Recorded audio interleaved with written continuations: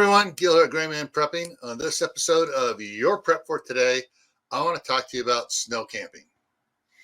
And I know there's going to be a few channels out there going, snow camping? I live down in Florida, or I live in southern Texas.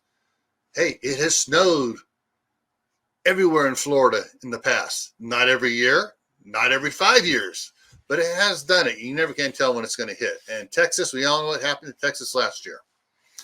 Anyways, for this topic of snow camping, it was inspired by Modern Refugee's video that he put out on January 14th. So go check that out.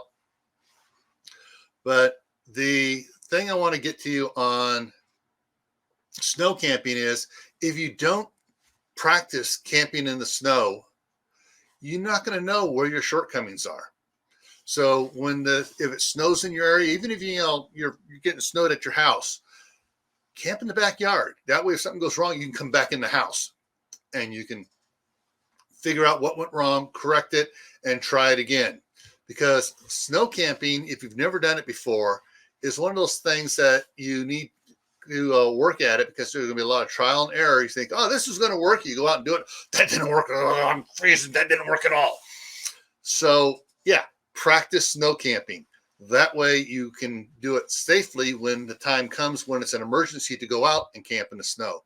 Because, hey, it may be unexpected. You may wind up your house catching on fire or something, and part of the roof is open, and you need, the furnace ain't working. The house is, you need to camp outside because they condemned your house as being non-habitable till it gets repaired.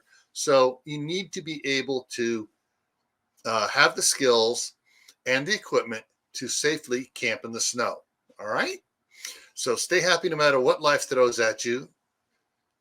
Stay safe. Don't go out and do anything foolish. Keep adding to your preps: water, food, medicines, other supplies, camping gear, and practice using the stuff.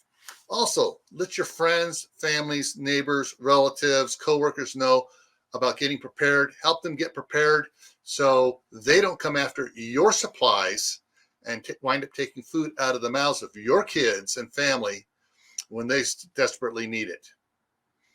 And you want to be able to do this so that you're thriving in a disaster situation. Why? Well, this is why.